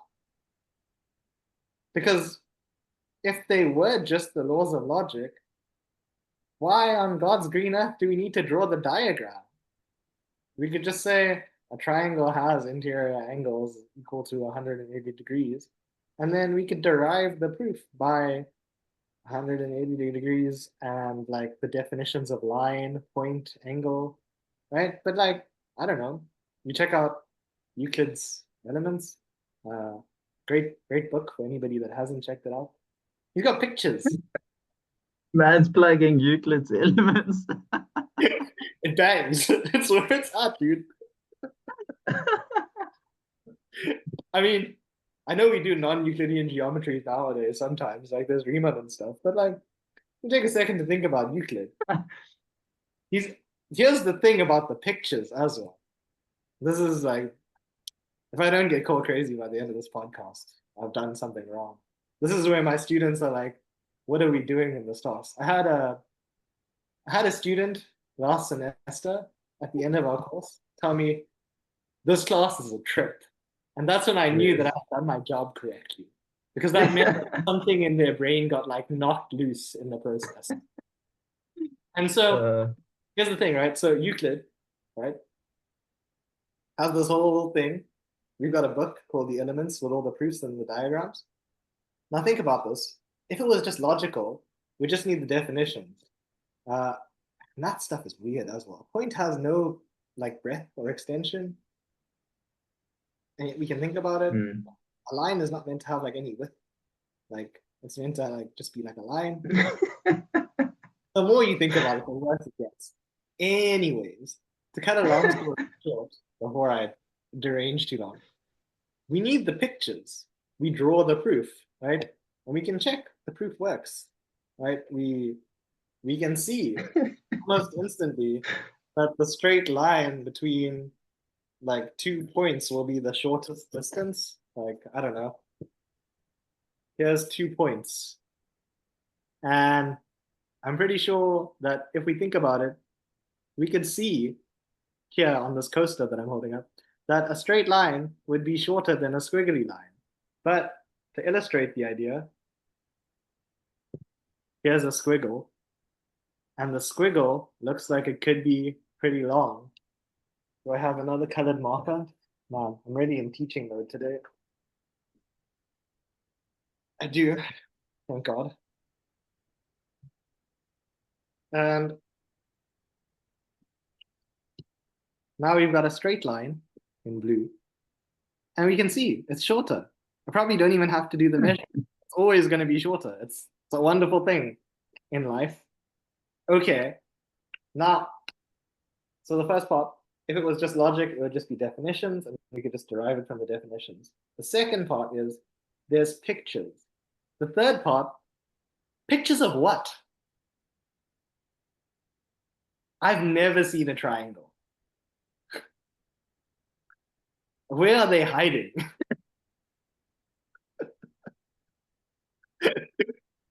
Who has the triangle? Like, this is a square-ish, kind of, but the edges are round, so it's not. Those edges are 90 degrees. But it's kind of a square. I mean, I call it a square for all intents and purposes during my daily life. It seems to be squarish to me. Your definition of square isn't very square, Hadley. Yeah, it's the unfortunate thing about reality, is that, you know, sometimes it's just not square enough. But yeah, pictures of what? Euclid didn't have a camera, I don't think. Like, he wasn't photographing the map. Hunting triangles in the wild. But think about it. Just take a Here we see a dodecahedron in its natural habitat. Sorry, well, getting a okay. bit carried away by the story here. So I sound silly, and I'm saying a bunch of silly stuff. But wait a second. Maths, don't we use that in science? And isn't science supposed to apply to the stuff in the real world? Wasn't I talking about gravity just a second ago? And isn't gravity's formula F equals, I think it's G M1 M2 over R squared, which we don't need to know for all intents and purposes. But what you do need to know is that R squared refers to the radius, and the radius that we're thinking about is the radius of the planet, we would imagine. But if the planet's not a circle, why do things fall at 9.11 meters per second to the -2? Like, what's going on there?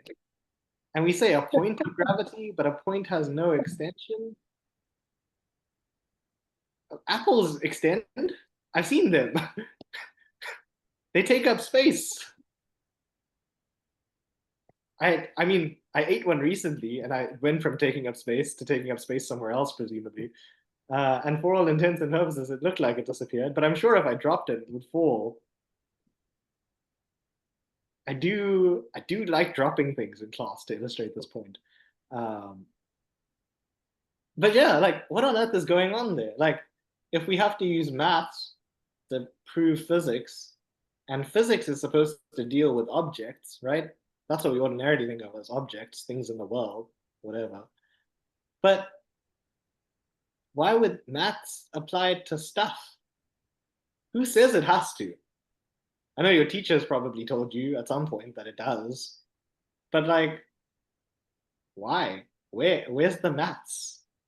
I know there's like Dan's hippie mandala friends are going to tell me that it's all fractals at the end of the day, but like, is it? Sorry, Dan. I'm getting carried away, but you get the point. Like, No, roast them, roast them. I mean, I'm a hippie myself, but I'm just like, I'm just not convinced that there's like, I've just never seen a triangle out there. And if anybody wants to show me, I'm willing to look. Just make sure to bring a protractor and a ruler because I mean, I can imagine a triangle. Like I close my eyes, seems pretty perfect. Maybe I've imagined it wrong, but that's not such a big deal. I've got like infinite paper in my mind that I could just erase and redraw if I got it wrong.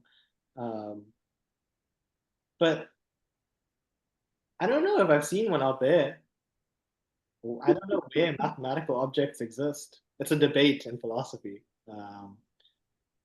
And some people think they exist in the world. Some people think they're mathematical structures in things. The squareness is in the table, or the roundness is in the bowl.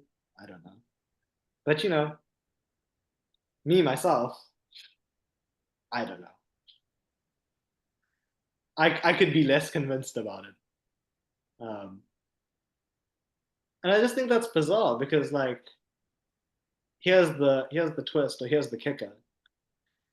If mathematics is pure, if we only need to use reason and maybe imagination is what I'm going to suggest. And we don't need experience. I don't need to check the triangle that I drew on the coaster to see if the interior angles are equal to 180 degrees. Well, then we've got a pure science of mathematics, one that doesn't use any experience, right? It's all imagination, man. Um, it's all in the mind, I guess. Sometimes I'm very idealist about things. And that's great. But what makes matters better is that once we have the pure mathematics of imagination, if it tracks onto the world for some reason, then, cool. Maybe we've got a physics independent of experience. I don't know if Newton had to watch the apple fall to come up with the proof for gravity. Um, I'm not sure if the apple would have waited for Newton to prove the proof to fall from the tree. Pretty sure it falls. Um, and, that's the vibe. Maybe, The yeah, dude, sorry. no, no, I absolutely love these moments where like you get these glimmers of your ruthless transcendentalism. Yeah. Well, I mean, the thing is, the reason why I'm pushing this so devoutly is because it's a bizarre position. And I know it's a bizarre position. It's one that I'm happy to defend because I can defend it. Like there's good stuff going on here. But not only is there good stuff going on here, like not only does this seem to make a lot of sense, at least to me, I don't know, maybe I'm hooked, but That's the other side of it is it's like there's also this like background of like trauma, it's like wait, please, just take a second and think about it. Try just like and it really is like just a couple seconds. Just take a couple seconds and like do that Socratic exercise, the percent like go find me two equal sticks. Like are there yeah, two find them, please. where's equality itself, dude? I've never seen it, but I've seen equal sticks and stones. And yeah, I mean that's the thing. The but the important part, I think, and the part that's really getting to me the more I'm here is that empirical science, as the standard of science, means that it's all empirical, man. And that's going to come with whatever baggage we get from empirical science. What if there's, hear me out here, it might sound crazy in our day and age. What if there's non empirical science? And what if we can discover stuff not by going out into the world and looking at stuff? But hear me out, this is the real crazy part. Just thinking about it and maybe using our imagination. What kind of a world would that be? Like, because, and I mean, maybe this is a broad generalization that I shouldn't make. It certainly doesn't seem to be the world that I live in. A world where, like, I see memes sometimes, and there's that really good meme that's like me, a PhD student writing my thesis with 100,000 sources and 50 million hours of lab research versus some old guy in a bathtub just thinking the most philosophical thoughts. And it's like, yeah, 14 years is a long time to think about something. To be, Yeah. if I sat in the bathtub for 14 years, I'd be wrinkly as all hell. And, by then, maybe the wisdom would have come. Maybe maybe I would have had some good thoughts. I would have written them out, checked the arguments, seen if they fit the description of the world, and then, figured stuff out. Maybe it's just thought and imagination, my guy. Like, I'm gonna clip this last bit and be like, idealist goes crazy. I'm gonna lose all employment because of this. Idealist on the loose. But yeah, I mean, Idealist on the loose. this is just the last part. And just in case on his way, I'm just saying, I thought it, I think it's a bad thing to say. Sorry. just the last part, I guess, is just that, like, one of the things that is so frustrating about being an idealist um, is that you're happy to sit and think about the stuff, and like you're happy to pause and take a moment to reflect, and you can explain it to people if they're willing to listen for like a second or more, which sometimes they aren't, and that's the hard part. Is like, this is why I have all the shock tactics, like, because they help prod the soul to have a listen. But like, there's problems and there's things in the world that we still need to think about, and this might be a way to think about them. I'm not saying that it has to be the only way. I'm just saying, you know, it's a way, and it's had a, Hmm. from what I imagine, a pretty powerful impact on the history of thought and how we think. Like, I recently went out with somebody and they were like, yeah, the world is shaped by our perception. And I was like, that's that's not what you think it is. This that's critique 101. Um, and I mean, I didn't say that because I couldn't be that socially inept. Um, but you know, it's it's something that we don't even think about. And one of the values of tracing back is that it sounds ordinary because we've heard it repeated time and time again. But like the meaning that comes along with the words have lost like their ring, so to speak. And so like it's difficult to tell. It's easy to say our perception shapes the structure of the world, and then just think that like, yeah, we can't know stuff that we can't perceive or whatever, which in itself is strange. Um, but like to really think that like, okay, cool, that commits us to knowing things that only we can know, and that like our knowledge has a structure that shapes the knowable content of the world, which we can think about and access independently of the world, because it's not the stuff that matters, it's the structure of knowledge. then that's a different realm of thinking. You're not thinking about the stuff anymore. You're not thinking about the P's and Q's or the stuff that is the replacement for the P's and Q's. You're starting to think about P and Q and what pure thinking is or what it's about. Where the ramble about mathematics was to show that Kant, unlike a purely dry logical thinker, is not thinking about P's and Q's necessarily, but there might be objects in imagination that we can construct through thinking about them, um, that are object-like, that do structure uh, cognition, and that like have real ramifications for the world of experience that we interact with in everyday life. Yeah, that's the end of the idealist rant. Sorry. No, uh, so so appreciated, so good, so necessary, so personally good in terms of like witnessing your style emerge and develop, and like the this I I'm forgetting who to attribute it to directly, but um, there's a channel, The Integral Stage, and they had a conversation, and someone in the conversation said, we need musical Socrates, like we need Socrates, but with the musical sentiment, you know, like with the musicality to them. And I think like this, at least this last week, like I've thought about it a little bit, this basic, like the philosophy starts in wonder, you know, like this idea. So then a part of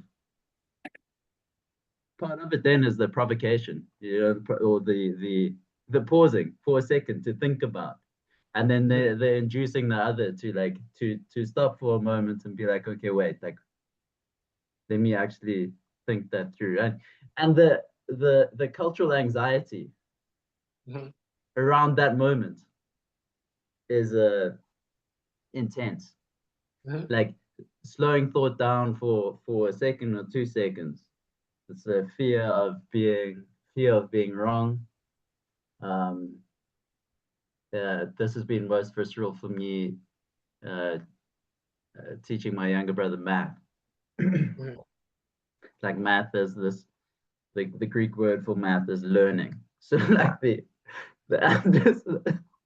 like we literally wrestle before we get going. Like the amount of resistance that is there. I was just talking this last week with someone about the pre-intellectual work of philosophy. Mm-hmm. Might be somewhere. Yeah. Jokes or wrestling, I think both serve quite well. The um, there was one place where you asked why. Um, it was a very penetrating why, but I can't locate it. It's not too important. And then I'll link. Do you have the link to Euclid's Amazon or his Patreon? Because I'll link his text below. I'm sure there'll be. I'll find one and I'll send it to you. No. Okay, he doesn't have a personal Patreon or like a. Unfortunately, not. I think it's the John Waters translation. I'm not sure if that's still alive. Is it John Waters? I don't know. But it's the Elements of Euclid. I'm sure if you look it up, there'll be an Amazon page.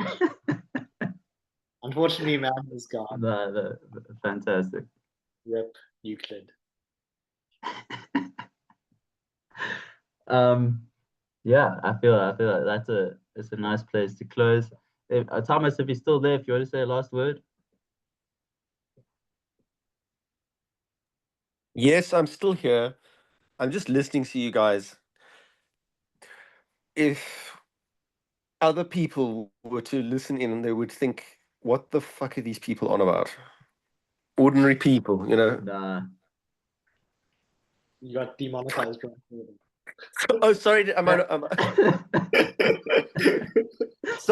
Sorry. I'll remember that I keep forgetting that we are recorded. That's why I've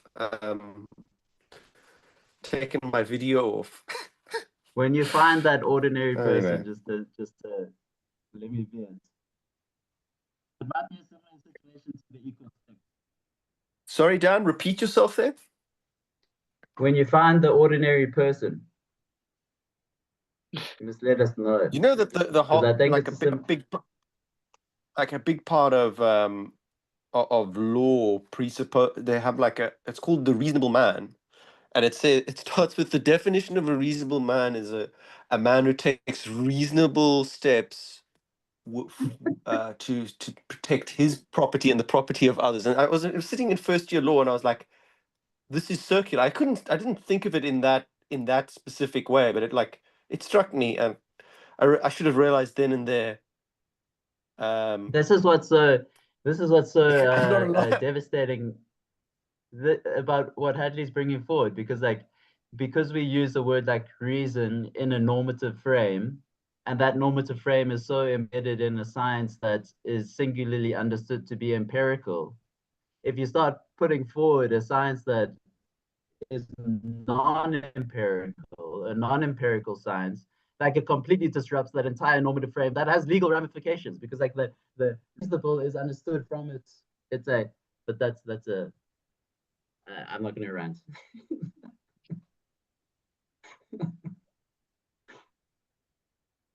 Yeah, okay. Shall we call it? yeah. Cheers, Epic, guys. epic. Don't get lost. Cheers. Yeah. Have a good week, guys. Thank you, Hadley. Ciao, ciao. Ciao, ciao.